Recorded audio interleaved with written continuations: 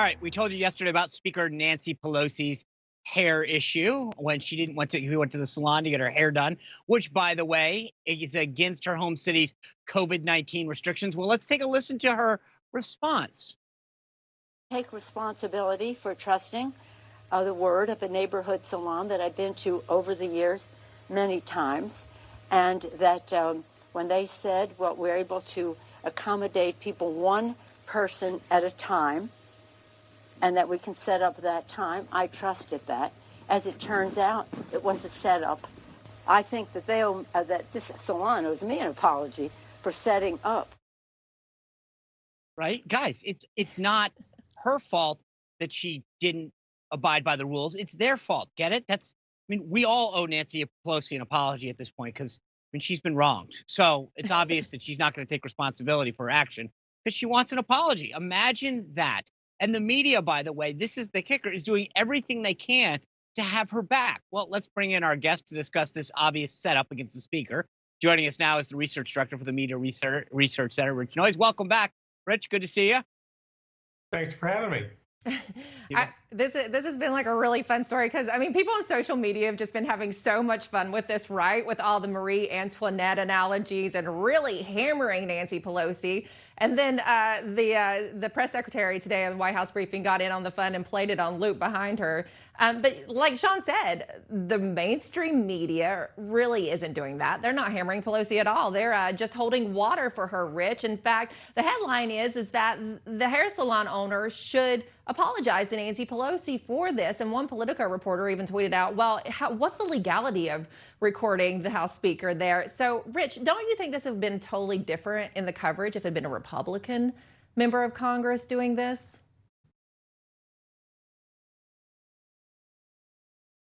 Oh, we haven't. Rich, did you get that? I can't tell if we got a little trouble there or not. See, Emerald, this is what we go through all the time. The media gets into the control room. They try to figure out how to prevent us They're even from covering this stuff. sabotaging us. Yeah, I know we're trying really hard to get Rich back in the thing, but I think you're absolutely right. This is the problem right now is that it's one thing that she did it, but the cover up it's like all the media folks jumped on the bandwagon and were like, oh my God, I can't believe she was taped. Is that even legal? It's like, wait a second, that she broke the San Francisco law about in salons, right. Number one. Number two, that she wasn't wearing a mask. I don't know about you. I got my hair cut the other day and the barber literally, made sure that even while they were washing the hair, they said, you got to keep the mask on. Rich, I get to go to a hair salon now, thank God. And so, I had some major gray roots growing out there for a while, but our salon is they adhere to the rules. You can't get in very often. I think we have Rich back. So, Rich, I was asking you, wouldn't we see a different kind of media coverage if it was a Republican member of the House who was in there getting their hair done? We certainly would. This was a story that broke on Tuesday. The big networks held off their coverage for a whole day. That's kind of a favor until Pelosi had her answer ready. It turned out to be a very lame answer. But then they started covering it Wednesday as a Republicans pounce story. Republicans are daring to accuse Nancy Pelosi of doing something wrong, and they had her answer as part of the package. This is a favor they would not do to Republicans. They have not done for Republicans.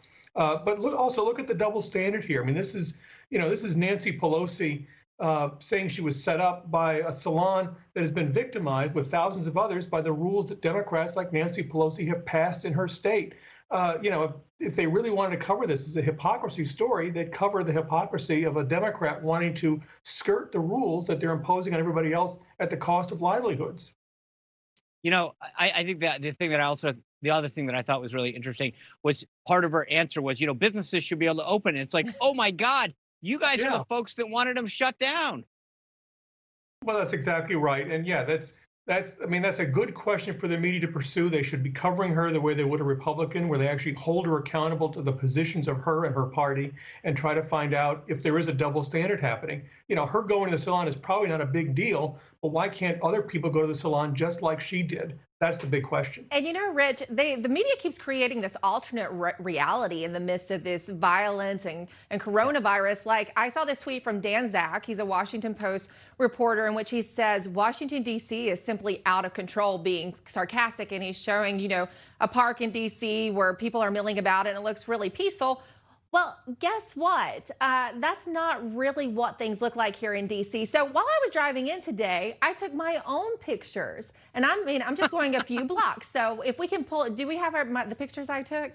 First picture I took was, oh, this is my coffee shop. It's near the White House. It's usually where I get coffee every day, but not now, not since, we had those protests and violence. They're boarded up. They're closed up.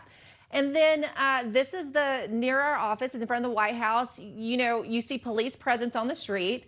And then there's just block after block after block of businesses boarded up. DC is closed down. It doesn't look like that part that Zach tweeted. So, Rich, do Americans buy what, the media are selling? I've asked a couple of people this. Do they believe what they're seeing from media? No, well, they don't believe that, I don't think. I mean, that again is very, very lame. You had the same with a journalist in Portland taking a picture of him having a burrito in a very nice park. Well, there's also a lot of burned out buildings, burned out police cars. Police officers have had to go to the hospital. I mean, that is not the result of only peaceful protest. There's rioting going on. There's all kinds of bad behavior going on. And this is an effort to distract that, I think people can see for themselves all the mayhem that's being caused, and they don't like it. Rich, it blows my mind the lengths to which the media has been going to create, as Emerald put, an alternative universe. They keep talking about the peaceful protests while things are on fire behind them. And then they've all gotten into this. We saw the Washington Post reporter, Politico reporters, CNN reporters, all send out these images of cities and say, see, nothing's going on here. But it takes one person to walk down the street like Emerald did and show reality that's happening. So it is mind-boggling. I mean, this is almost the opposite of state television. So I appreciate you coming in and weighing in. Look forward to having you back real soon. Thank you. Thanks a lot. Thanks for having me. Will do. All right. The presidential debate moderators were announced yesterday. We're going to break down the decision of who they were and whether that's a good thing or a bad thing for each of the candidates with our company coming up next.